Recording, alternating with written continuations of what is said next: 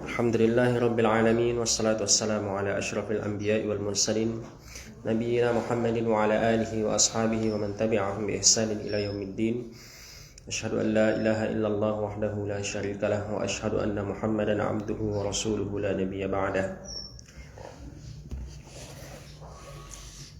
Ya ayyuhalladzina amanu taqullaha haqqa tuqatih wa la tamutunna illa wa antum muslimun.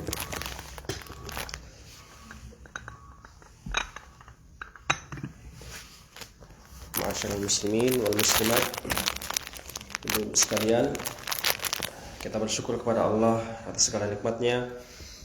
Allah masih berikan kita waktu, kesehatan, juga kesempatan untuk kembali berada di tempat ini, untuk sama-sama kita belajar untuk menjadi manusia-manusia yang lebih baik daripada sebelumnya.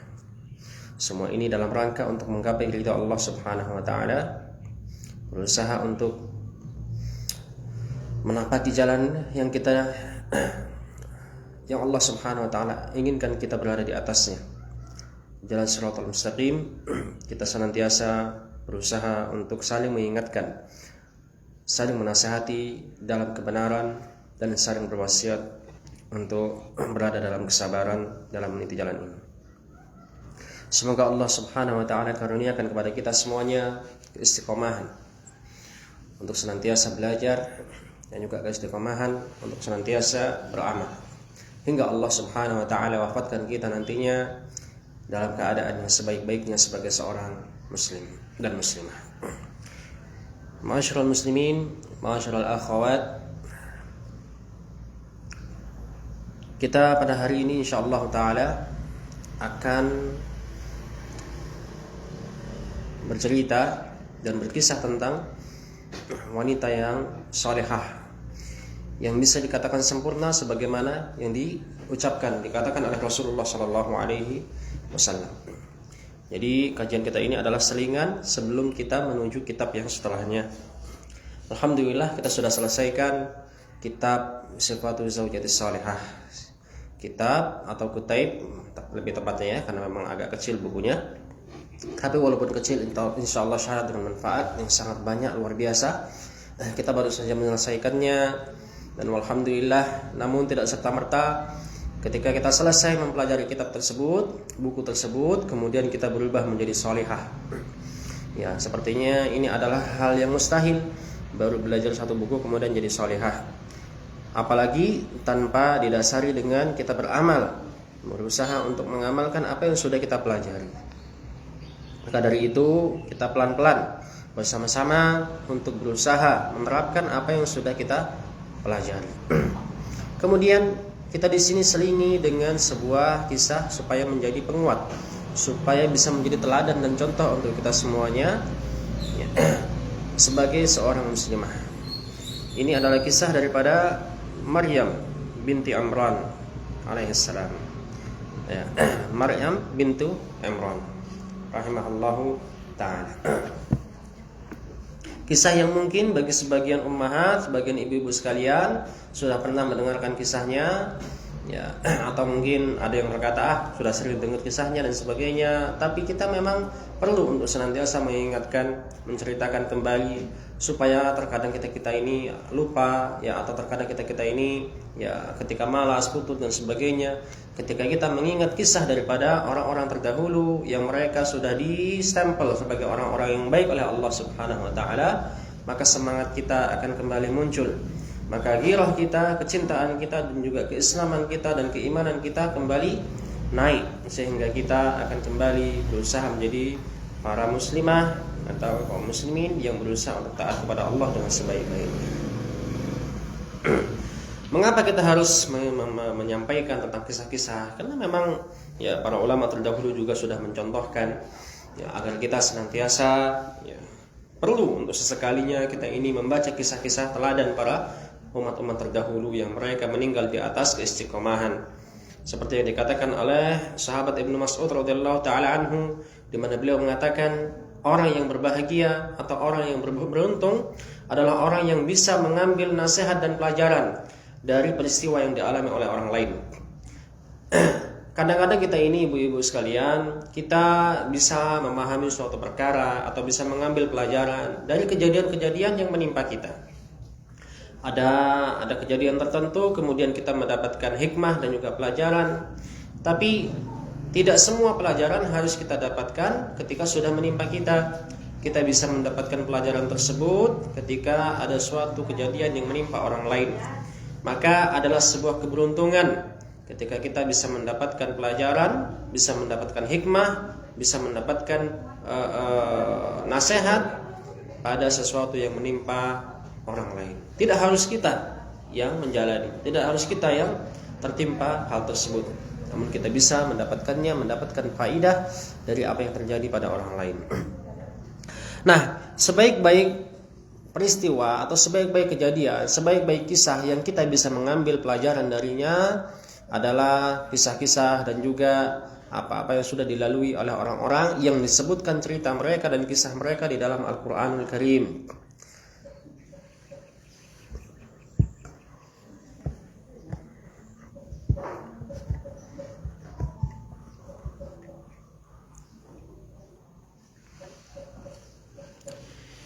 Di dalam Al-Qur'anul Karim.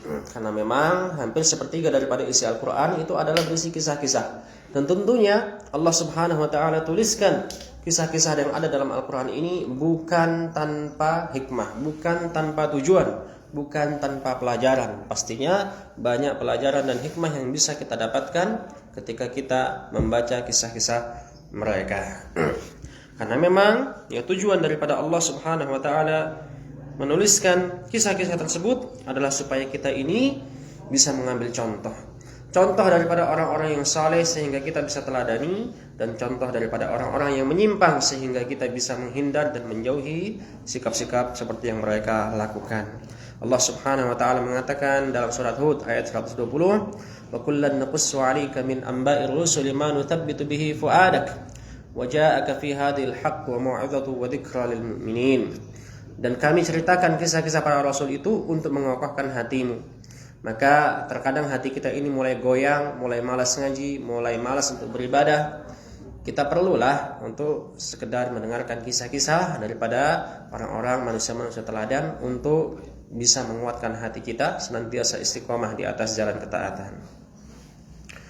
Ibu-ibu sekalian, ada sebuah athar yang sangat bagus dari Imam Abu Hanifah di mana beliau pernah mengungkapkan bahwasannya, aku membaca dan mempelajari kisah-kisah daripada orang-orang yang soleh terkadang lebih aku sukai dibandingkan dengan membahas beberapa hal berkenaan dengan ilmu fikih.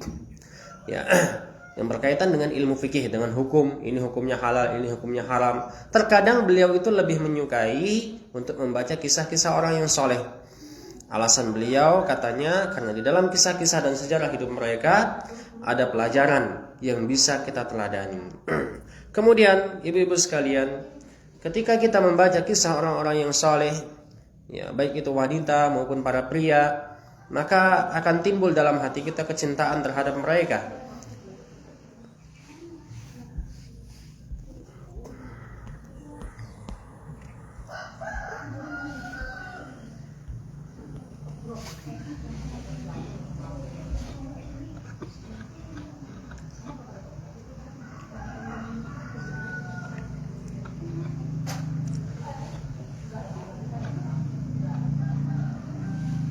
Ya, ibu-ibu nanti ngobrolnya dilanjut lagi ya.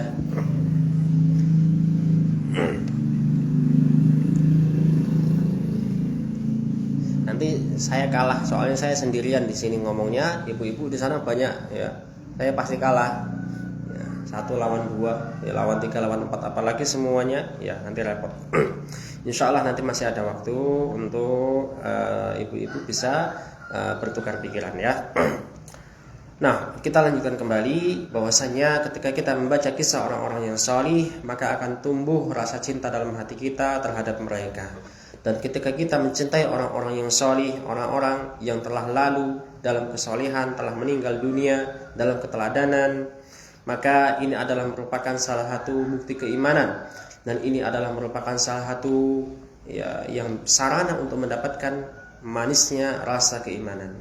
Karena yang namanya iman itu memiliki rasa. Dan supaya kita benar-benar merasakan manisnya keimanan itu, kata Nabi sallallahu alaihi wasallam, "Talatun man kunna fihi wajada bihinna halawatal iman." Ada 3 hal yang apabila seseorang mendapatkan itu semuanya, maka dia pasti akan merasakan manisnya iman. Yang pertama kata Rasul sallallahu alaihi wasallam, "Ayyakunallahu wa rasuluhu ahabba ilaihi mimma siwahuma." Ketika Allah dan Rasulnya lebih dia cintai dibandingkan selain mereka, selain Allah dan Rasulnya. Yang kedua, ayyuhibbal mar'a la yuhibbuhu illa lillah. Ketika seseorang mencintai orang lain dan kecintaannya itu adalah karena Allah Subhanahu wa taala, maka ketika itu dia akan merasakan manisnya iman. Dan kita ketika membaca kisah orang-orang terdahulu, maka akan tumbuh rasa cinta dalam hati kita. Nah, rasa cinta inilah yang akan bisa memupuk manisnya rasa keimanan dalam hati kita ini. Dan kemudian yang ketiga, yang agar sarana untuk bisa merasakan manisnya iman adalah kita membenci kekufuran. Kita membenci kemaksiatan sebagaimana kita membenci untuk dilemparkan ke dalam api neraka oleh Allah Subhanahu wa taala. Juga ibu-ibu sekalian, rasa cinta yang ada dalam hati kita ketika kita mencintai saudara kita atau orang-orang yang saleh yang kita dengarkan kisah-kisah mereka, ini merupakan salah satu sarana kita untuk masuk surga. Merupakan salah satu sarana kita untuk masuk surga. Karena pastinya ketika kita mencintai, kita akan suka untuk berdekatan dengannya. Ketika kita mencintai, kita akan suka untuk meniru-niru orang yang kita cintai dan sebagainya. Makanya Rasulullah Shallallahu Alaihi Wasallam pernah menyampaikan kepada sahabat yang mulia Anas bin Malik radhiyallahu taala anhu, beliau mengatakan, "Anta ma'aman ahbabta." Kedudukanmu nanti di akhirat akan bersama dengan orang yang engkau cintai. Artinya engkau akan disertakan bersama dengan orang-orang yang engkau cintai. Maka kemudian Anas bin Malik radhiyallahu taala anhu mengatakan, "Fa inni uhibbullaha wa Abu Bakrin wa Umar." Sesungguhnya aku mencintai Allah, juga Rasulullah, juga Abu Bakar dan juga Umar. Kata Anas bin Malik. Maka Rasulullah SAW mengatakan, "Anta ma'aman ahbabta." Engkau akan bersama dengan orang yang engkau cintai. Nah, ibu-ibu sekalian, tentunya kita ini berusaha untuk mencari siapa orang yang layak untuk kita cintai, kemudian kita teladani.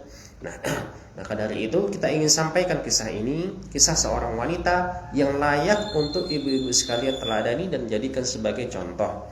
Kenapa wanita? Karena kalau misalnya dari kalangan golongan pria, mungkin ibu-ibu akan ada alasan. Wajarlah dia laki-laki, wajarlah kami kan perempuan, beda dan sebagainya. Sedangkan ini adalah seorang wanita, dan ini sebenarnya adalah salah satu daripada rangkaian kisah-kisah para wanita teladan.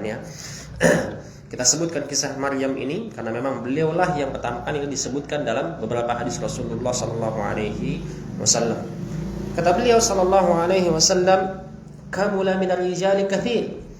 Laki-laki yang sempurna itu banyak.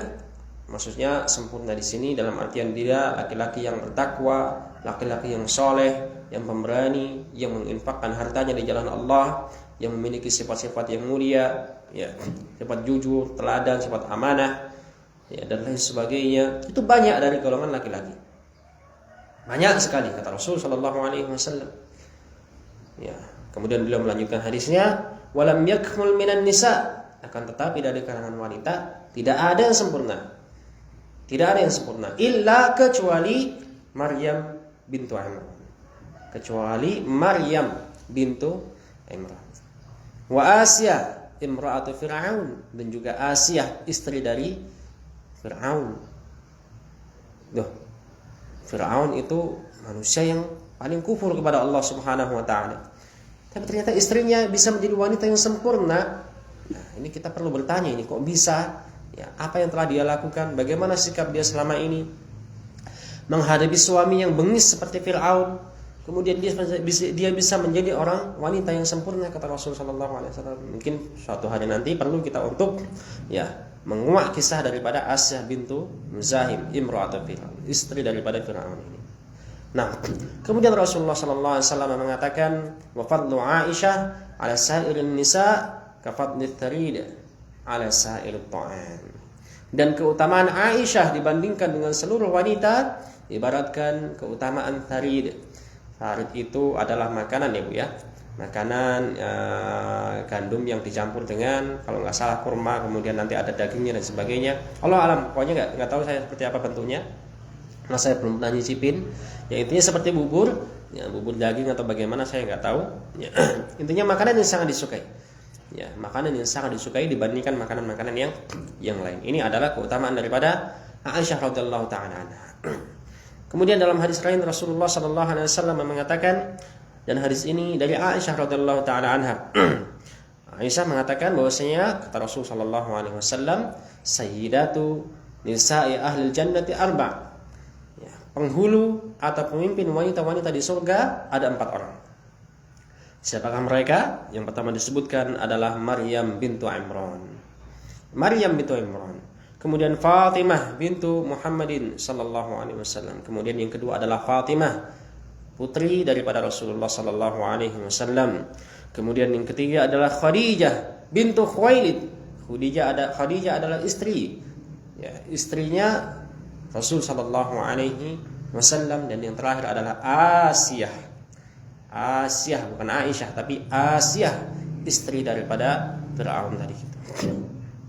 Ya, maka kita perlu tahu ini.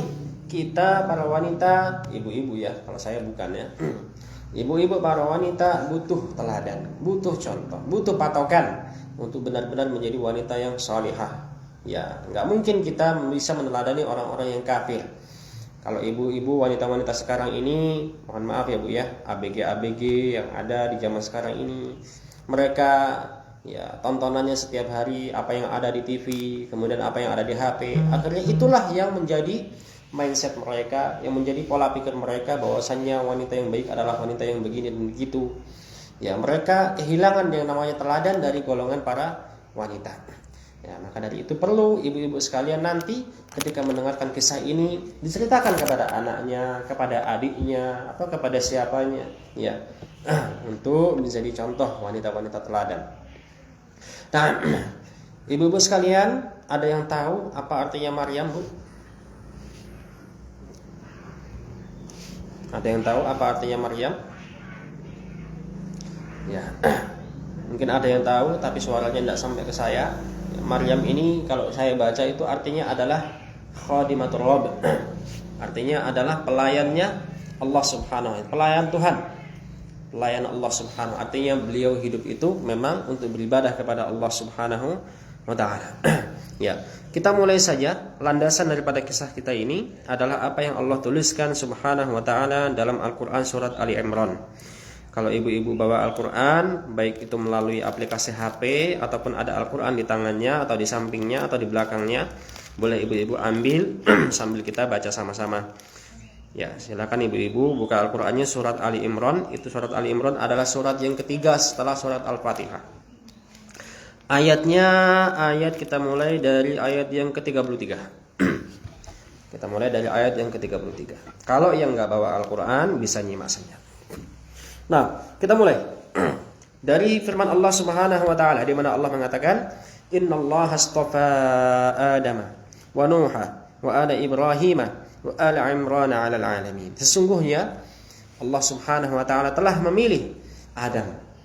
Allah Subhanahu wa taala telah memilih Adam dan Nuh. Ya, kemudian Allah memilih juga keluarga Ibrahim. Kalau tadi ada 8 orangan, Adam, kemudian Ibrahim. Kalau sekarang keluarga Ibrahim dan juga keluarga Imran. Ya, keluarga Ibrahim dan keluarga Imran. Adam, Allah pilih Nabi Adam alaihissalam untuk menjadi ya bapaknya seluruh manusia. Seluruh manusia yang ada di dunia ini semuanya merujuk kepada satu nasab, yaitu Nabi Adam alaihissalam. Jadi kita ini semuanya keturunan Nabi, Bu ya. Kita semuanya adalah Habib. Ya, ibu-ibu jangan merasa minder kalau ketemu Habib. Ya. Kita juga Habib ternyata, Bu ya. Habib siapa? Ya, Habib keturunan Nabi Adam alaihissalam. Kemudian di zaman Nabi Nuh alaihissalam banyak terjadi kesyirikan, ya, hingga Allah Subhanahu wa taala utus Nabi Nuh untuk mendakwahkan tauhid kepada mereka, namun mereka menolak. Akhirnya Allah kirimkan banjir bandang ya ketika itu kepada kaumnya Nabi Nuh, dan banjir bandang ini melenyapkan seluruh penduduk bumi. Ya, kecuali beberapa orang yang mengikuti dakwahnya Nabi Nuh alaihissalam. Kemudian Allah Subhanahu wa taala surutkan itu banjir bandangnya, dan kemudian kapal yang ditunggangi oleh Nabi Nuh ini terdampar di sebuah bukit atau sebuah gunung yang bernama Al-Judi. bernama Al-Judi. Setelah itu Allah Subhanahu wa taala kirimkan penyakit kepada mereka, dan akhirnya seluruh pengikut Nabi Nuh alaihi salam meninggal dunia, wafat, kecuali 3 orang anak Nabi Nuh beserta dengan istri-istri mereka. Yang pertama namanya Sam, Ham, dan Yafid. Dari Sam, Ham, dan Yafid ini yang mereka semuanya bertiga adalah putra daripada Nabi Nuh, itulah kita terlahir. Manusia yang ada sekarang ini setelah zamannya Nabi Nuh alaihissalam semuanya adalah keturunan Nabi Nuh alaihissalam. Maka dari itu Nabi Nuh disebut dengan Abul Bashar Ats-Tsani, bapaknya para nabi yang kedua. Ya, bapaknya para nabi yang kedua. Kalau bapaknya para nabi yang pertama tadi Nabi siapa, Bu? Nabi Adam alaihissalam. Ya, Nabi Adam. Kemudian yang kedua adalah Nabi Nuh alaihissalam. Dari keturunan Nabi Nuh ini kemudian nanti banyak yang bermaksiat, ya, banyak yang soleh juga. Di antara yang soleh adalah Nabi Ibrahim alaihissalam beserta dengan anak keturunan beliau. Ya, yang soleh ini contohnya adalah Nabi Ibrahim dan anak keturunan beliau. Beliau punya istri namanya Sarah, kemudian ada lagi istrinya namanya Hajar, kemudian ada Hajun, ada Qantura. Ya, nanti dari Sarah ini lahir Ishak, ya. Kemudian lahir Yakub dan seluruh anak-anak Yakub dari Bani Israel. Kemudian nanti dari Ismail lahir anak-anak Ismail sampai nanti Rasulullah Muhammad sallallahu alaihi wasallam. Jadi Nabi kita termasuk golongan daripada Alu Ibrahim, keluarganya Nabi Ibrahim alaihissalam. Makanya Allah tuliskan di sini Ala Ibrahim. Allah pilih keluarganya Ibrahim. Kemudian di sini ada yang aneh, Bu. Yang aneh apa? Karena Allah pilih juga di sini keluarganya Imran. Padahal menurut riwayat yang sahih, para ulama mengatakan bahwasanya Imran ini bukan termasuk nabi. Dia hanya orang yang soleh. Ya, dia hanya orang yang soleh, tapi dia bukan nabi. Dan ketika itu dia tinggal di Syam atau di Palestina. Di Palestina ketika itu termasuk bagian daripada kerajaan kekuasaan Romawi. Dan banyak sekali penyimpangan-penyimpangan dalam kerajaan Romawi karena mereka bercampur dengan agama paganisme. Dan artinya orang-orang yang saleh yang benar-benar bertauhid hanya sedikit ketika itu, di antaranya adalah Imran. Imran ini ya memiliki seorang anak. Tapi anaknya adalah anak perempuan. Namanya Isya atau disebut dengan Asya, ya, Asya, ya. Ini seorang perempuan yang dia nanti dinikahi oleh seorang nabi. Nabi yang ada di zaman Imran namanya adalah Nabi Zakaria. Ya, Nabi Zakaria. Jadi Imran punya menantunya adalah seorang nabi, yaitu Nabi Zakaria. Namun Nabi Zakaria menikahi Isya ini sudah sekian lamanya hingga berumur sampai beruban belum juga dikaruniai anak. Ya. Dan juga Imran yang tadi memiliki anak bernama Isya tadi itu dan juga menantu yang bernama Zakaria, anaknya satu lahir, akan tetapi setelah itu dia tidak punya anak lagi sampai dia berusia tua. Ibu-ibu, ada yang ngantuk enggak ini? Enggak ya? Saya kecepatan atau terlalu lambat? Terlalu cepat? Ya. Ini sudah jam 10 kurang ya. Ya sudah, enggak apa-apa, saya perlambat lagi. Kalau bisa tapi ya. Nah, kemudian Imran, ya karena dia sudah tua dan anaknya juga perempuan tapi juga belum punya punya anak juga, artinya dia belum punya cucu ketika itu, maka dia agak bersedih. Kenapa bersedih? Karena dia lihat kemungkaran-kemungkaran yang ada ketika itu semakin merajalela dan orang-orang yang soleh semakin sedikit, maka dia pun khawatir siapakah nanti yang akan meneruskan perjuangan daripada mereka untuk mengajarkan agama Islam, ya, untuk mengajarkan agama Allah Subhanahu wa taala. Imran ini memiliki seorang istri. istrinya namanya Hamnah atau Himnah. Ya, istrinya namanya Hamnah, dan Hamnah juga adalah seorang yang sudah tua renta. Ya, kemudian Imran berbincang-bincang dengan istrinya, ya, istriku, sepertinya kita harus punya anak. Loh, gimana mungkin kita mau punya anak lagi? Ya, kita ini sudah tua renta. Kamu sudah tua, dan bahkan anak kita Isya yang dinikahi Zakaria juga sudah tua, dan anak kita juga belum punya anak. Gimana kita mau punya anak lagi? Ya. Maka ya, dengan keyakinan dan berpasrah dan bertawakal kepada Allah Subhanahu wa taala, Imran dan juga istrinya Hamnah ini kemudian ya, mereka berdoa dan juga beribadah kepada Allah, hingga suatu hari ketika Hamnah istri Imran ini berada di dalam mihrabnya, dia melihat seekor burung yang sedang memberi makan kepada anak-anaknya. Ya, jadi ada burung hinggap di sangkarnya, kemudian dia memberi makan anak-anaknya. Kemudian sang istri yang bernama Hamnah ini, istri daripada Imran ini, dia berdoa kepada Allah Subhanahu wa taala, Allahumma rzuqni waladan kama razaqta hadat tayr. Ya Allah, karuniakanlah kepadaku seorang anak sebagaimana Engkau karuniakan rezeki kepada burung ini. Maka kemudian tidak lama kemudian, ya, Hamnah ini kembali haid. Setelah Hamnah haid, kemudian dia digauli oleh suaminya Imran, hingga akhirnya mulailah terasa perutnya bergerak-gerak. Ternyata Allah Subhanahu wa taala kabulkan doanya, hingga dia pun ya hamil kembali. Walaupun nanti ibu-ibu sekalian ada perbedaan pendapat, apakah Isya yang dijadikan istri oleh Zakaria ini adalah saudari daripada Imran, ataukah dia adalah bibi daripada maksud saya adalah saudari daripada Maryam, ataukah dia adalah bibi daripada Maryam. Kalau bibi berarti dia adalah adiknya Hamnah. Kalau misalnya dia adalah saudari, berarti Isya ini istrinya Nabi Zakaria adalah kakaknya Maryam. Namun yang kita kuatkan di sini sementara ini adalah bahwasannya Isya yang dinikahi oleh Zakaria adalah kakak daripada Maryam atau anak daripada Imran, ya, yang jarak kelahiran antara Isya dan juga Maryam ini sangat jauh jaraknya. Nah, Hamnah karena dia dikabulkan doanya oleh Allah Subhanahu wa taala, dia sangat begitu bahagia, dia berharap anak yang ada dalam perutnya ini akan menjadi penerus perjuangan dalam mendakwahkan agama Allah Subhanahu wa taala. Dia pun bernadar. Ini kita bisa lihat di ayat yang berikutnya. Ya, Allah Subhanahu wa taala mengatakan, "Dzurriyyatan ba'dhuha min ba'd, wallahu samii'un 'alim." Ya, mereka adalah keturunan yang satu dari yang lainnya. Kemudian Allah mengatakan dalam ayat ini, ayat yang ke-35. Idz qalat imra'atu Imran. Ketika istrinya Imran yang Hamnah tadi mengatakan, berdoa, Rabbi inni nadartu laka ma fi batni muharrara. Ya Allah, sesungguhnya aku menadarkan bayi yang ada dalam perutku ini muharrara. Ya, muharrara itu berarti bebas dari apapun kecuali hanya tunduk kepada Engkau ya Allah.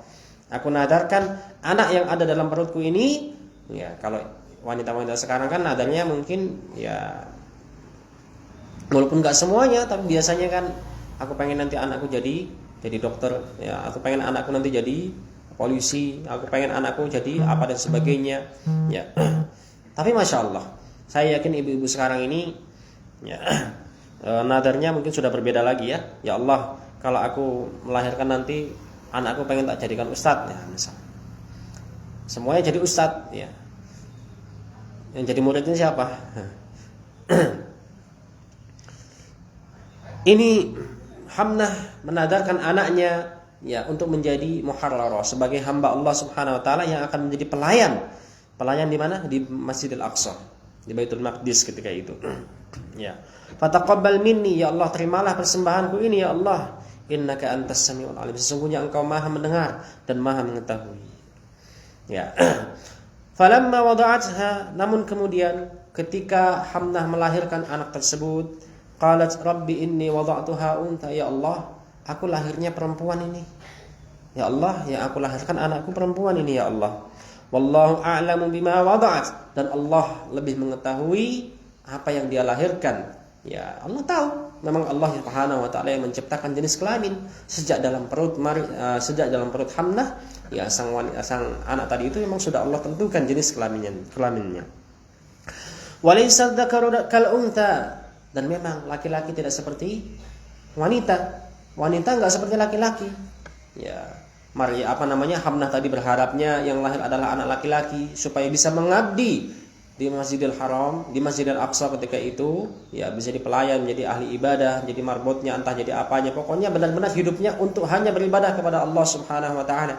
Tapi ternyata yang lahir adalah perempuan, dan memang perempuan tidak sama dengan laki-laki. Ya, dari sisi tenaganya, dari sisi ibadahnya, atau dari sisi kecerdasannya, ya, dan lain sebagainya, banyak. Bahkan Allah Subhanahu wa taala sendiri mengatakan itu. Ya, ar-rijalu qawwamuna 'alan nisa'i bima faddalallahu ba'dahum 'ala ba'd. Ya, laki-laki itu adalah pemimpin yang harus ditaati oleh para wanita karena Allah telah berikan kelebihan kepada mereka. Memang Allah Subhanahu wa taala berikan beberapa kelebihan kepada laki-laki. Ya Allah, wa inni sammaituha Maryam, aku beri nama dia Maryam ya Allah. Wa inni u'iduha bika wa dzurriyyataha minasyaitonir rajim. Aku mohonkan perlindungan untuknya kepadamu ya Allah agar dia tidak diganggu oleh syaitan. Maka Allah kabulkan doa si Hamnah ini. Ya, maka kemudian kata Rasulullah sallallahu alaihi wasallam, "Ma min mauludin illa wasyaitanu yamassuhu hina yulad." Tidak ada bayi yang dilahirkan kecuali pasti akan disentuh oleh syaitan. Ya, pasti akan diganggu oleh syaitan. Maka kemudian dianya akan fayastahillu sarikhan. Maka si bayi ini pasti akan menangis. Ya, pasti akan menangis. Min masihi iyahu, karena disentuh oleh syaitan tadi. Illa Isa wa banaha, illa Maryam wa banaha, kecuali Maryam dan anaknya Isa alaihissalam. Ya, kecuali Maryam dan Isa ketika lahir tidak diganggu oleh syaitan. Nah, fataqabbalaha rabbuha biqabulin hasan, maka Allah Subhanahu wa taala menerima persembahan nadar daripada Hamnah tadi itu dengan penerimaan yang baik. Allah terima dengan cara yang baik. Wa kaffalaha Zakaria wa ambataha nabatan hasana, dan Allah didik dan Allah tumbuhkan si Maryam tadi ini dalam keadaan yang sebaik-baiknya. Allah didik dengan sebaik-baiknya. Wa kaffalaha Zakaria, dan Allah jadikan yang menanggung kehidupannya adalah Zakaria. Yang menanggung kehidupan Maryam adalah Zakaria. Kenapa bisa Zakaria yang menanggung kehidupan Maryam? Karena dalam beberapa riwayat disebutkan bahwasannya ya ketika Maryam lahir, maka sang ibunda kemudian membungkus beliau. Ya, maksudnya bungkus ini ya dibedong, Bu ya. Nah, dibedong, kemudian diserahkan kepada orang-orang atau pendeta-pendeta yang ada di Masjidil Haram. Salah seorang pendeta tersebut adalah seorang nabi, dan dia adalah Nabi Zakaria alaihissalam. Namun para pendeta yang ada di Masjidil Aqsa ketika itu, mereka berebut karena mereka ingin untuk mengasuh Maryam, yang mana Maryam adalah putri dari ustadz mereka. Ustadz mereka namanya adalah Imran tadi itu. Imran, ketika Maryam lahir, Imran sudah meninggal dunia, maka Maryam terlahir dalam keadaan yatim. Ya, maka kemudian para pendeta yang ada di Masjidil Aqsa berebut ingin mengasuh Maryam, hingga akhirnya mereka pun mengadakan sebuah sayembara.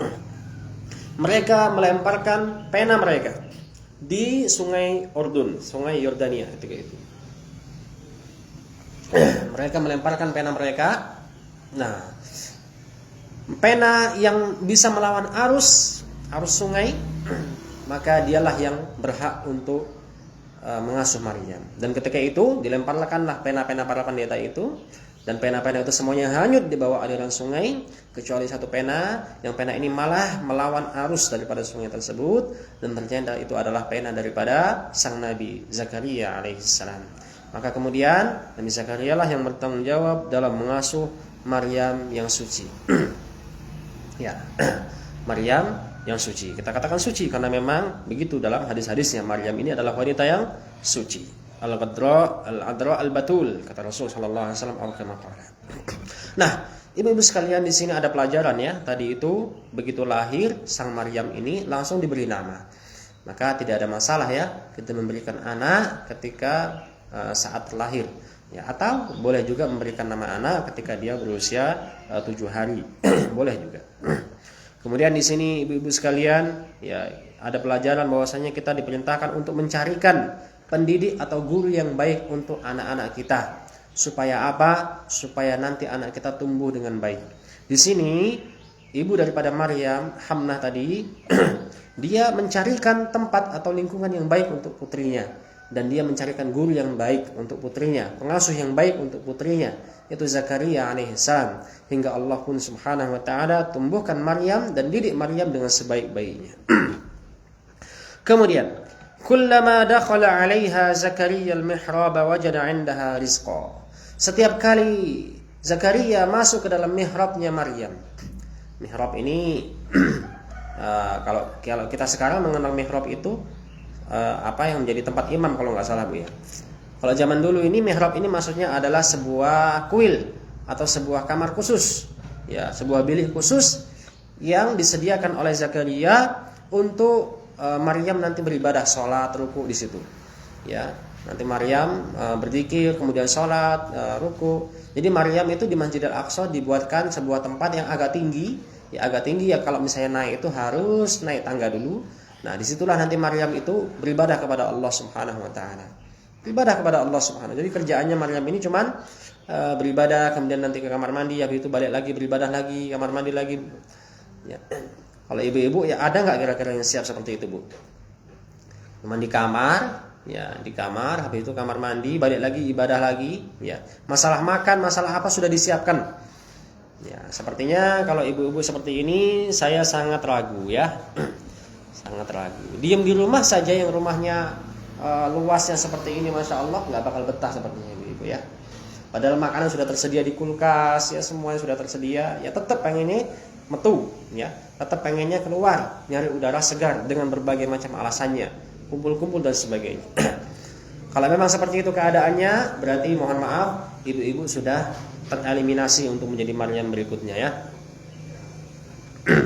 Tapi jangan putus asa. Ya, insya Allah ibu-ibu masih bisa untuk berusaha meneladani Maryam. Kemudian mana tadi? Kullama dakhala 'alaiha Zakaria. Setiap kali Zakaria masuk ke mihrabnya Maryam, dia terkejut. Ya, terkejut karena apa? Karena di dalam mihrabnya ternyata sudah ada makanan. Zakaria datang mengantarkan makanan, ternyata sudah ada makanan di situ. Ya, maka Zakaria pun heran. Herannya karena dua hal. Yang pertama, dari mana asalnya makanan? Karena yang bertanggung jawab untuk mengantar makanan cuma aku. Jangan-jangan ada laki-laki lain yang datang ke sini dan lain sebagainya. Maka dia pun bertanya kepada Maryam, "Anna laki hada?" Dari mana makanan-makanan ini wahai Maryam? Kemudian Maryam pun mengatakan, "Qalat huwa min indillah." Dia berasal dari Allah. Innallaha yarzuqu man yasha'u bighairi hisab. Sesungguhnya Allah Subhanahu wa taala memberikan rezeki kepada siapapun yang Allah kehendaki tanpa perhitungan. Tanpa perhitungan, kata Allah Subhanahu wa taala. Lewat lisannya Maryam. Maka Zakaria pun heran, ini makanan siapa yang membawa? Kemudian kok bisa makanan di musim panas ada di musim dingin, makanan di musim dingin ada di musim panas. Ibaratnya kalau kita ini bukan musim duren, di sekitar sini nggak ada yang nanam duren, kok tiba-tiba di kamar ada duren. Ya, ini bukan musim duku, ya kok tiba-tiba di kamar ada duku dan lain sebagainya. Maka Maryam mengatakan, ini dari Allah. Allah berikan rizki kepada siapa yang Allah kehendaki, ya, tanpa hitung-hitungan. Maka kemudian Zakaria pun ya mulai tergerak hatinya. Tergerak hatinya kenapa? Karena melihat ini adalah sebuah kemustahilan. Ya, sebuah kemustahilan, namun bagi Allah Subhanahu wa taala tidak ada yang mustahil. Allah Subhanahu wa taala bisa jadikan adanya akibat tanpa ada sebab. Allah Subhanahu wa taala ya bisa jadikan api yang seharusnya membakar tapi tidak bisa membakar Nabi Ibrahim alaihissalam. Allah Subhanahu wa taala bisa menjadikan air laut yang seharusnya bisa menenggelamkan Nabi Musa dan pengikutnya, namun ternyata menjadi keselamatan bagi Nabi Musa dan pengikutnya. Begitu juga Allah Subhanahu wa taala bisa memberikan rezeki kepada Maryam yang sebenarnya seharusnya sebab rezeki adalah dengan cara dicari. Namun Maryam di situ fokus beribadah, mendapatkan rezeki dari Allah Subhanahu wa taala. Ya wis Pak Ustaz, nak ngono tak aku nang kamar wae, bojoku tak nang kamar wae, enggak usah kerja, biar nanti rezeki datang karena Allah pasti akan ngasih rezeki. Ya. ini bukan dijadikan dalil. Kisah ini nggak bisa menjadi dalil bahwasanya kita mau bermalas-malasan, ya bermalas-malasan tidak mau kerja tapi harapnya dapat gaji yang banyak. Oh, nggak bisa, Bu. Ya, ini kisah daripada Maryam ini adalah kekhususan. Ini adalah karomah yang nggak bisa diumumkan.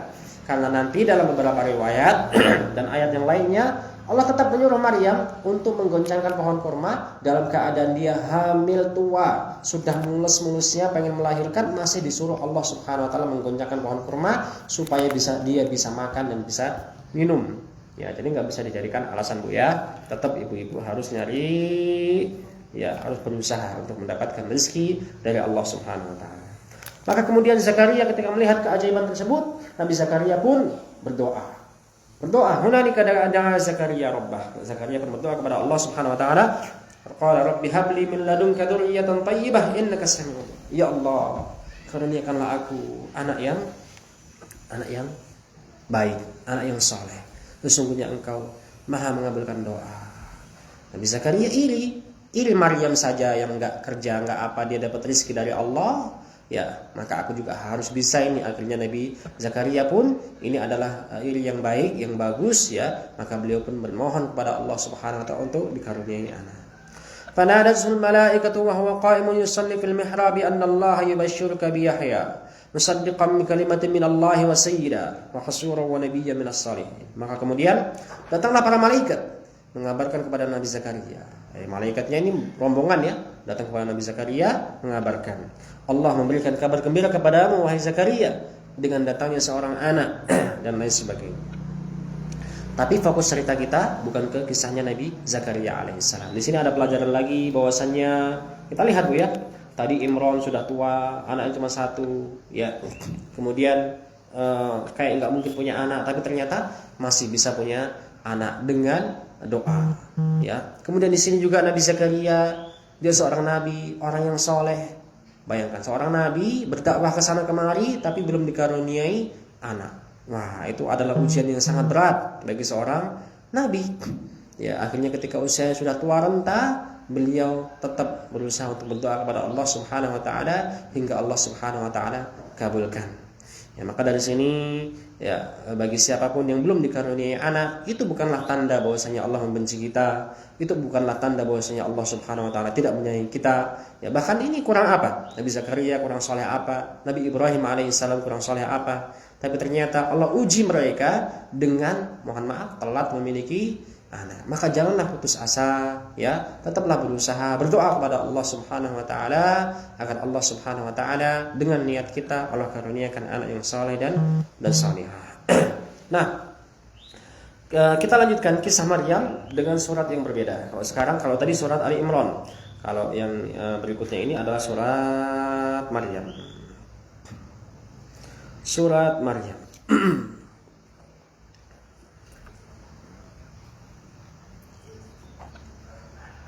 Mana tadi? Ini saya baca satu ayat dulu di surat Ali Imran. Surat Ali Imran itu ada panggilan yang sangat bagus dari malaikat.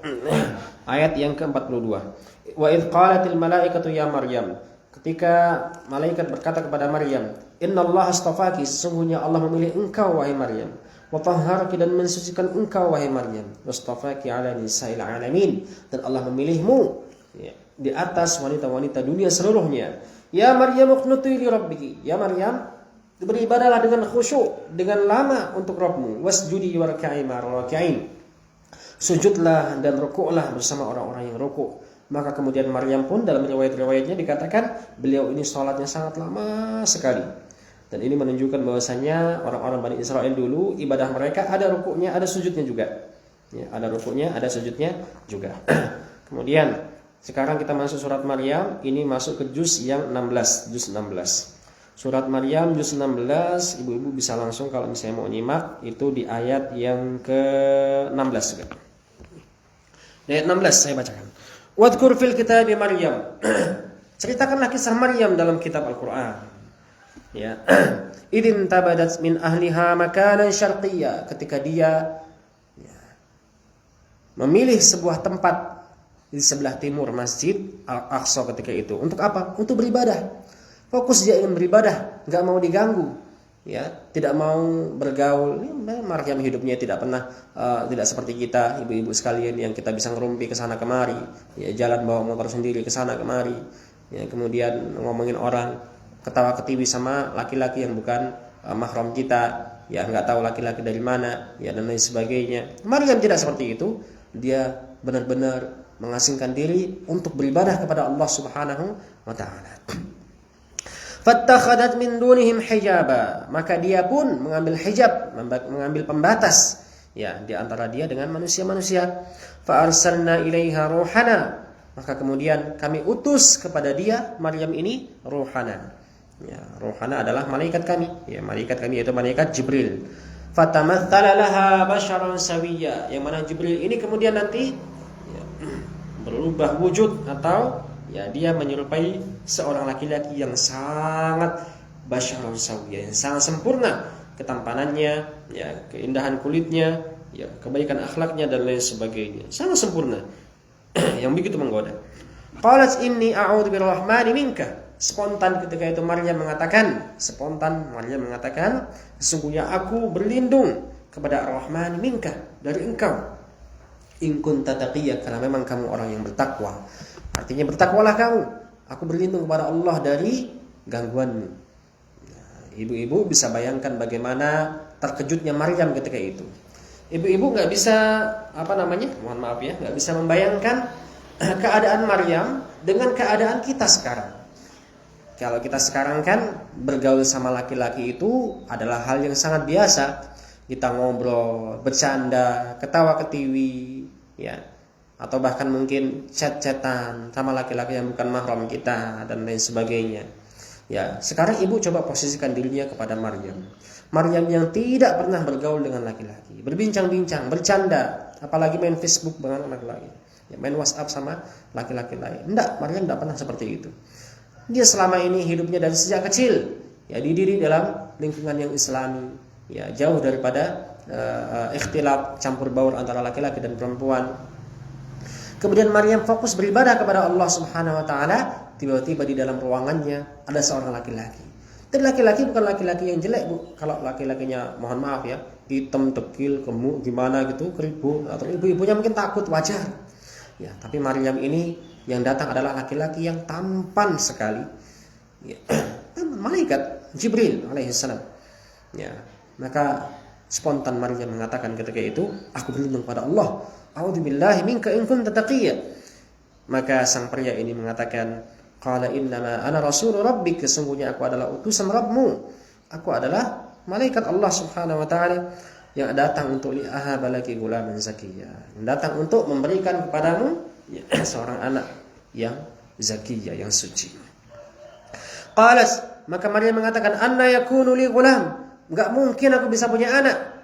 Lam yamsasni bashar wa lam aku baghiyya, sedangkan aku tidak pernah disentuh oleh seorang laki-laki. Ya, maksudnya disentuh oleh laki-laki, aku tidak pernah berhubungan dengan laki-laki. Wa lam aku baghiyya, dan aku bukan berzina. Karena untuk bisa memiliki anak itu yang pertama adalah dengan menikah, kemudian nanti berhubungan dan memiliki anak. Tapi ada juga orang-orang yang punya anak tanpa menikah, berarti dia berzina. Ya, berarti dia berzina. Dua pilihan itu. Dan sedangkan kata Maryam, aku nikah juga belum, juga enggak nikah, zina juga aku bukan berzina. Bagaimana aku punya anak? Qala kadzalika qala rabbuki huwa 'alayya hayyin. Nah, sesungguhnya begitulah firman Allah Subhanahu wa taala. Begitulah kalimat Allah. Allah itu, ya, mudah untuk melakukan apa saja. Perkara Allah hanya antara kaf dan nun, kun, maka semuanya akan terjadi dengan izin Allah Subhanahu wa taala. Walinaj'alahu ayatan linnas, ayatan linnas, akan kami jadikan putramu nanti wahai Maryam sebagai tanda kekuasaan Allah Subhanahu wa taala untuk manusia. Wa rahmatan minna, dan sebagai rahmat dari kami, sebagai hadiah dari kami, karena engkau adalah wanita yang suci, yang ahli ibadah, yang rajin beribadah, ya, yang menjaga kemaluan dan membenarkan ayat-ayat Allah Subhanahu wa taala, maka akan kami berikan hadiah kepadamu Isa bin Maryam sebagai rahmat dari kami. Ya, nanti akan jadi nabi, berdakwah dan memiliki banyak pengikut, ya, dan sebagainya. Wa kana amran maqdiya, dan perkara ini sudah diputuskan. Jadi mau enggak mau kamu pasti akan hamil. Fahamalathu, maka Maryam pun hamil, mengandung. Fantabadat bihi makanan qasiyya, maka kemudian Maryam pun ketika itu dia terpaksa harus keluar dari mihrabnya. Ya, terpaksa harus keluar dari mihrabnya untuk menjauh daripada manusia, ya, dengan membawa bayi yang dia kandung tersebut. Ya. Fa'aja'aha al-makhadhu ila jid'in nakhlah, maka kemudian al-makhad itu artinya mulus-mulus ketika mau melahirkan, Bu, ya. Ya, mungkin ibu-ibu pahamlah rasa yang seperti ini, ya. Rasa yang sangat berat, ya. Fa'aja'al makhadu ila jid'in nakhlah, maka kemudian rasa mulus tadi itu membawa dia menuju sebuah kebun, yang di kebun tersebut ada pohon kurmanya, ada batang pohon kurmanya. Ya, masalah kehamilan Maryam ini banyak pendapat yang mengatakan, ada yang mengatakan Maryam hamilnya cuma sebentar, cuma sebulan, ya, langsung perutnya membesar dan sebagainya. Ya, ada yang mengatakan Maryam ini hamilnya seperti wanita biasa. Yang pertama kecil dulu, ya, hingga ketika sudah mulai membesar, ya, Maryam ketika itu bertemu ketika dia lari ke pohon, ke sebuah pohon, ya, ketika itu bertemu di jalan dengan seorang laki-laki yang bernama Yusuf An-Najjar. Kemudian Yusuf An-Najjar ini, ya, menyindir Maryam, wahai Maryam, ya, hal yakunu zar'u bila badr, apakah mungkin ada tanaman tanpa adanya benih? Ya, maka kata Maryam alaihissalam, ya mungkin. Bukankah Allah menciptakan Adam tanpa ayah, tanpa ibu, dan lain sebagainya. Ya, maka kemudian Maryam pun, ya, menyendiri, menjauh daripada omongan-omongan manusia, berusaha untuk merasakan kesusahan itu sendirian. Kenapa? Karena tidak terbayang baginya. Ya, tidak terbayang baginya apa pandangan orang ketika dia adalah wanita yang dikenal sebagai wanita yang anaknya ustadzah. Ya, anaknya ustadz. Ya, dia adalah ahli ibadah yang selama ini senantiasa beribadah, tiba-tiba hamil. Siapa yang menghamili dia? Ya, apakah dia menikah juga belum? Ya, dia tidak menikah dan dia tidak diketahui dia berhubungan dengan laki-laki, kemudian tiba-tiba dia hamil. Ya, maka dia pun berkata, qalat ya laitani, ya, duhai seandainya mitu qabla hada, aku mati sebelum ini. Maksudnya karena dia takut. Maryam bukan pengen mati, tapi karena dia takut, ya, takut bahwasanya dia tidak kuasa untuk menahan ujian ini.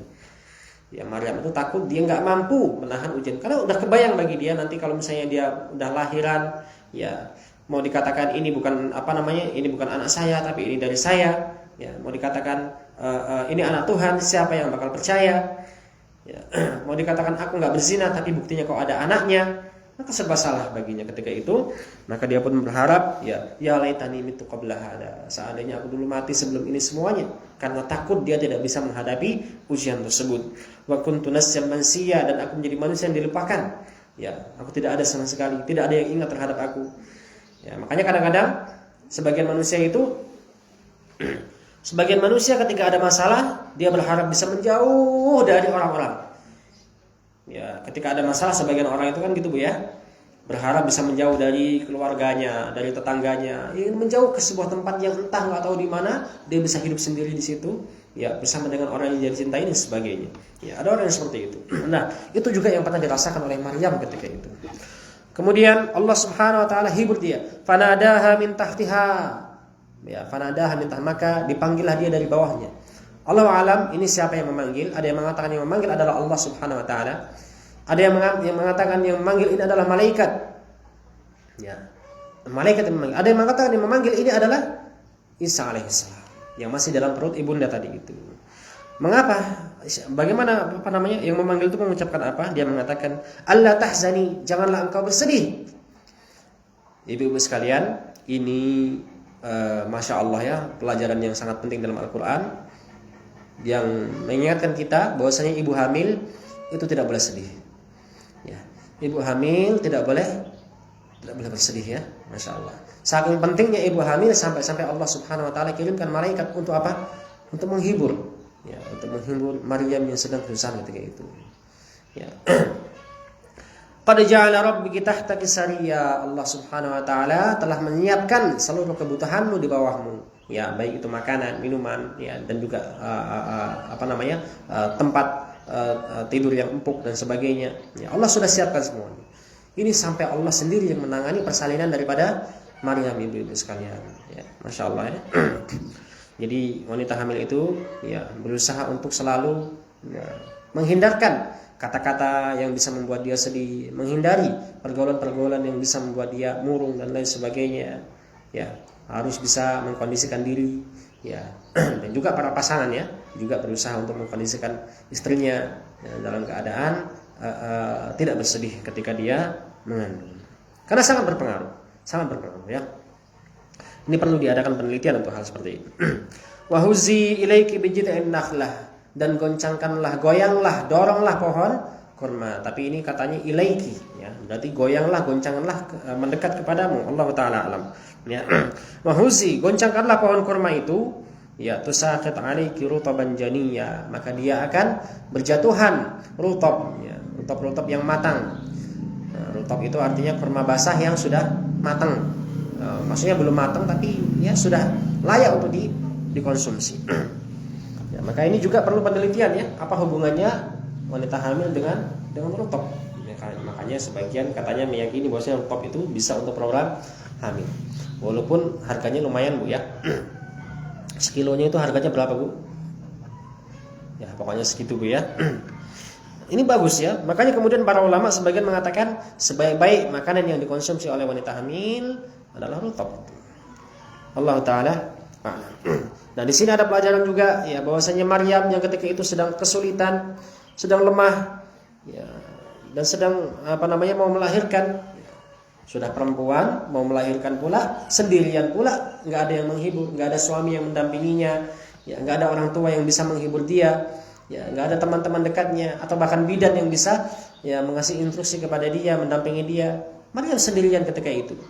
Ya, namun Maryam adalah wanita yang taat, yang patuh, yang nggak banyak bertanya, nggak ngeyel.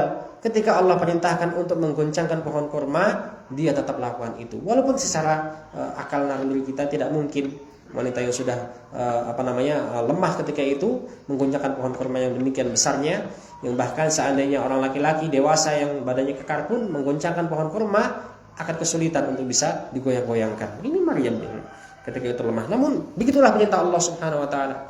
Walaupun seakan-akan tidak masuk akal, tidak mungkin, tapi tetap namanya perintah, harus kita berusaha mentaatinya. Itulah yang dilakukan Maryam.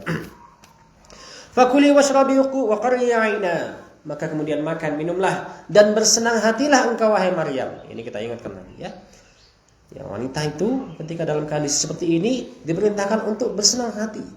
Ya, makanya saya pernah dengar cerita bahwasanya ya perempuan yang lagi hamil itu, apalagi mau melahirkan itu, kalau mau lahirannya lancar, ya diajak jalan-jalan atau diajak shopping Bu ya. Ibu-ibu mau nggak Bu kayak gitu Bu?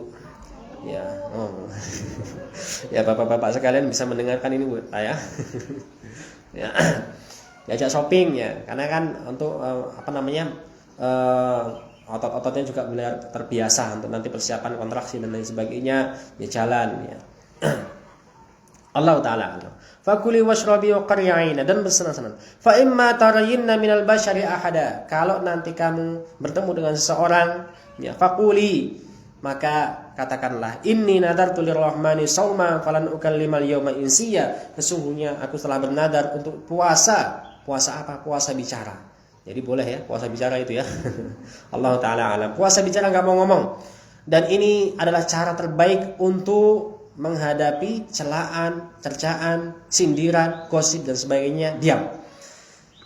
Oh, kamu dasar wanita yang begini-begini. Kalau kita dalam posisi yang benar, ibu-ibu sekalian, wis to meneng. Ora usah dilayani, ora usah diladeni, wis meneng. Ya, itu adalah cara terbaik untuk menghadapi berbagai macam sindiran, celaan, cercaan. Ya, kalau kita lawan, ya, kalau kita layani tambah jadi, nggak selesai masalahnya, malah tambah besar jadinya. Nah, ini adalah tips dan trik dari Allah langsung. Ya, tips dan trik dari Allah langsung. Karena Maryam kalau misalnya nanti kamu bantah, ini anak siapa Maryam? Oh, ini anak Tuhan. Siapa yang percaya? Ya. Oh, ini anak siapa? Ini bingung Maryam ketika itu mau ngomong apa. Akhirnya sudah diam aja lah. Fa atas bihi qaumaha tahmiluh, maka kemudian mendatangi kaumnya. Maryam pulang kepada kaumnya membawa sang bayi kecil tadi itu. Qalu ya Maryam laqad ji'ti syai'an fariya. Wahai Maryam, sesungguhnya kamu telah melakukan dosa maksiat yang sangat besar. Ya. Mereka mengatakan, ya ukhta Harun, wahai saudarinya Harun. Harun di sini bukan Harun saudaranya Nabi Musa. Ada yang mengatakan Harun di sini adalah Harun saudara Nabi Musa, namun dalam sisi kesalihan. Karena Maryam ini kesalehannya adalah seperti Harun yang rajin beribadah, taat kepada Allah Subhanahu wa taala, menjaga diri, ya, dan lain sebagainya. Ada yang mengatakan Harun di sini adalah nama orang saleh di di Bani Israel ketika itu. Ada juga yang mengatakan bahwasanya Harun di sini adalah putra daripada Imran sebelum lahirnya Maryam. Allah taala a'lam. Maka abuki imra'asau, bapakmu itu bukan orang yang jahat, orang nakal, orang yang geblek. Ya, bapakmu itu, ayahmu bukan orang yang buruk akhlaknya. Wa ma kanas ummuki baghiyah, dan ibumu juga bukan bezina. Kok bisa-bisanya kamu melakukan perbuatan yang tercela seperti ini wahai Maryam? Ya. Ini ada hikmah juga ya. Seakan-akan mohon maaf ya, seakan-akan apa yang terjadi pada orang tua itu bisa menular kepada anak. Ya, makanya berhati-hatilah orang tua yang mungkin dahulu pernah melakukan kemaksiatan yang model seperti ini. Ya, bisa jadi nanti anak kita akan mengikuti kita. Ya, maka kita berusaha untuk bertaubat kepada Allah dan kita didik anak kita dengan sebaik-baiknya supaya tidak terwariskan dosa-dosa yang pernah kita lakukan. Ya, maka kesalahan orang tua sangat berpengaruh terhadap kesalehan anaknya. Fa asyarat ilaih, maka Maryam diam saja. Dia cuma ngasih isyarat, nunjuk-nunjuk si Isa. Ya, Maryam cuma diam saja. Cuma ngasih isyarat ya agar mereka tanya sama si Isa sendiri yang masih bayi ketika itu. Qalu kaifa nukallimu man kana fil mahdi sabiyya? Gimana kami bisa berbicara, ngajak bicara sang bayi yang masih dalam gendongan? Maka kemudian tiba-tiba sang bayi tadi itu mengatakan qala inni Abdullah. Ini adalah kata pertama yang keluar dari lisan sang nabi yang dianggap sebagai Tuhan. Inni Abdullah, aku adalah hamba Allah. Ini membuktikan bahwasanya Nabi Isa itu bukan anak Tuhan, tapi hamba Allah Subhanahu wa taala. Ataniyal kitaba, Allah akan memberikan aku kitab. Wa ja'ala nabiyya, Allah akan menjadikan aku seorang nabi. Wa ja'alani mubarakan aina ma kuntu, dan aku akan dijadikan berkah dimanapun aku berada. Wa awsani bis salati waz zakat, dan Allah mewasiatkan kepada aku untuk salat dan menunaikan zakat madumtu hayya, selama aku hidup. Wa barram biwalidati, dan agar Allah Subhanahu wa taala, dan Allah memerintahkan agar aku berbakti pada ibuku, bukan orang tuaku ya, tapi ibuku. Walidati, walidun ayah, walidatun ibu. Ya, walidati berarti ibuku, karena memang Nabi Isa tidak memiliki ayah. Walam yaj'alni jabbaran syaqiyya, dan Allah tidak menjadikan aku orang yang jahat dan sengsara. Wassalamu alayya yawma wulidtu wa yawma amutu wa yawma ub'atsu hayya, dan keselamatan atasku pada hari aku dilahirkan, tidak diganggu oleh syaitan. Wa yawma amutu, dan hari ketika aku diwafatkan. Dan Nabi Isa belum wafat sampai sekarang. Satu-satunya nabi yang masih hidup sampai sekarang adalah Nabi Isa alaihi salam, karena dia diangkat oleh Allah Subhanahu wa taala ke langit. Berarti Nabi Isa usianya sudah tua banget ya. Usianya sudah putih rambutnya. Allah taala alam. Sebagian ulama mengatakan bahwasanya Nabi Isa alaihissalam diangkat ke langit, jasadnya masih sempurna. Kenapa? Karena perputaran hari yang ada di langit dengan yang ada di bumi itu berbeda. Perputaran hari yang ada di langit dan bumi itu berbeda. Satu hari di langit itu berbanding dengan beberapa ribu hari yang ada di bumi. Jadinya Nabi Isa alaihissalam masih muda ketika nanti beliau akan kembali ke atas muka bumi ini, di masjid, di Menara Putih, di Masjid Damaskus. Allah taala a'lam. Dari Isa bin Maryam, itu adalah Isa bin Maryam. Nah, ini kita kisah Maryam sudah sampai di sini saja ya, karena ini berlanjutnya adalah kisah daripada Nabi Isa, dan ini bukan tema kajian kita. Tema kajian kita hanya sampai kisahnya daripada Maryam. Nah, mungkin demikian yang bisa saya sampaikan. Saya ingin sampaikan beberapa pelajarannya, beberapa pelajaran. Mungkin sebentar saja, sedikit saja. Mungkin ibu-ibu sudah mendapatkan hikmah dan pelajaran, dan itu yang kita harapkan supaya ada pelajaran yang bisa dipetik dari apa yang kita sampaikan dari kisah Maryam ini. Di antaranya bahwasanya Maryam adalah wanita yang suka beribadah, dan ini merupakan teladan bagi para wanita. Teladan adalah Maryam, di mana Maryam ini dia beribadah kepada Allah Subhanahu wa taala sampai lama, sampai diriwayatkan kakinya itu bengkak-bengkak. Ya, karena saking lamanya dia beribadah kepada Allah Subhanahu wa taala. Maka para ibu-ibu, kalau memang ibu-ibu kan banyak yang senang untuk mencontoh Maryam, katanya. Siapa yang wanita yang kamu suka? Oh, Maryam. Ya, bahkan ada yang menamakan dirinya dengan Maryam atau dengan sebutan Ummu Maryam, ya. dan lain sebagainya. Ya, pengennya dia disebut dengan Maryam, tapi ibadahnya nggak ada amput-amputnya. dengan Maryam, ya sholat sunnahnya tidak mau dikerjakan, ya baca Quran juga malas-malasan, ya perkataannya juga mungkin sama suaminya kurang baik, tapi pengen disebut sebagai Maryam. Tidak mungkin yang seperti ini, ibu-ibu sekalian. Ya. Kemudian Maryam nggak suka keluar rumah. Dia nggak suka keluar rumah, apalagi bercanda, berinteraksi, bergaul dengan laki-laki yang bukan mahramnya. Ya, apalagi ya apabila itu dia dilarang oleh suaminya, dia nggak pernah. Dan Maryam, dia tidak suka untuk keluar rumah. Dia senantiasa berusaha untuk berada di dalam mihrabnya, beribadah kepada Allah Subhanahu wa taala. Kemudian yang ketiga, Maryam enggak bermudah-mudahan dalam bergaul. Nah, berbeda dengan wanita-wanita sekarang ini, Masya Allah ya. Ya mungkin mereka tidak bisa bertemuan langsung, ya cipika-cipiki langsung, tapi mereka bisa telepon-teleponan, bisa chat-chatan lewat WhatsApp, lewat Facebook dan lain sebagainya, ya. Dan itu hampir tidak ada bedanya, bahkan lebih parah ya. Wanita berada dalam kamarnya, tidak ada yang melihat ketika itu hanya dia, ya. Dan juga Allah Subhanahu wa taala. Namun kemudian dia melakukan apa yang dia suka dengan laki-laki yang bukan mahramnya. Wal'iyadzubillah. Kemudian juga pelajarannya ada ketaatan dan patuh dan tawakal kepada Allah Subhanahu wa taala, di mana Maryam melakukan apa yang Allah perintahkan walaupun tidak masuk akal dan seakan-akan dia tidak mampu, namun Allah perintahkan dia untuk taat kepada Allah hingga Allah Subhanahu wa taala pun turunkan akibat dengan sebab yang dia lakukan. Kemudian berikutnya di sini kita diajarkan untuk melawan cibiran dengan diam. Ini di antara sifat ibadur rahman, kata Allah Subhanahu wa taala, wa ibadur rahmanil ladzina yamshuna 'alal ardi hauna wa idza khatabahumul jahiluna qalu salama. Sifat-sifat hamba Allah Ar-Rahman adalah orang-orang yang apabila berjalan di atas muka bumi, mereka berjalan dengan tenang, khusyuk, santai, ya, tenang maksudnya. Wa idza khatabahumul jahilun, apabila mereka diajak bicara, diejek, ya, atau dicibir oleh orang-orang yang bodoh, qalu salama. Mereka hanya mengatakan salam. Salamun alaikum, ya, keselamatan atas kalian dan atasku. Dia hanya diam saja.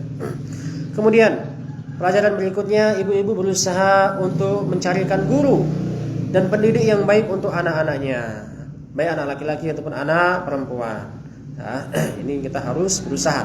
Sebagaimana Hamnah mencarikan pengasuh yang baik untuk anaknya yang bernama Maryam, hingga Allah tumbuhkan Maryam dengan sebaik-baiknya.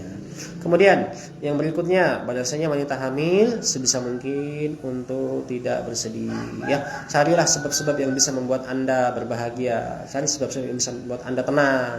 Ya, tenangkan pikiran kita, jangan hiraukan perkataan orang lain, ya. Menjauhi pergaulan-pergaulan yang bisa menyebabkan mohon maaf ya, pergaulan-pergaulan toksik, ya, yang bisa menyebabkan kita sakit dan lain sebagainya. Kemudian ada 3 sifat utama yang diabadikan Allah dalam surat At-Tahrim tentang Maryam ini. Bahwasanya Maryam itu Maryam bintu Imran allati ahsanat farjaha, menjaga kemaluannya. Ya, Maryam terkenal sebagai wanita yang menjaga kemaluan, bahkan dia tidak tergoda dengan laki-laki yang begitu tampannya yang sebenarnya adalah malaikat.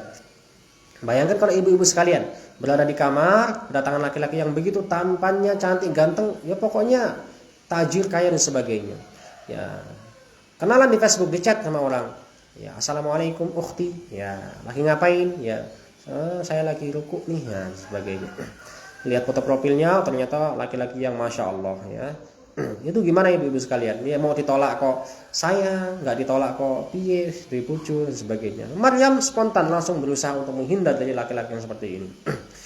Nah, kemudian wasaddaqat bi kalimati rabbiha. Maryam adalah wanita yang membenarkan ayat-ayat Allah Subhanahu wa taala, wa kanat minal qanitin, suka beribadah. Ya, suka beribadah. Jadi, kalau misalnya ibu-ibu pengen jadi Maryam, ya, berusaha untuk meneladani sifat-sifat beliau yang seperti kita sebutkan tadi. Demikian yang bisa saya sampaikan. Apa yang kita sampaikan ini adalah ucapan. Dan untuk prakteknya, ya, memang adalah hal yang tidak mudah, namun kita berusaha. Kita mohon pertolongan dan taufik dari Allah Subhanahu wa taala agar jadikan kita wanita-wanita, ibu-ibu sekalian, ya, bukan saya, yang bisa meneladani Maryam dalam kesolehannya. Nah, silakan kalau ada pertanyaan. Kita cukup sampai di sini. Subhanakallahumma bihamdika asyhadu an la ilaha illa anta astaghfiruka wa atubu ilaik. Sallallahu ala nabiyyina Muhammadin wa ala alihi wa sahbihi ajmain. Assalamualaikum warahmatullahi wabarakatuh.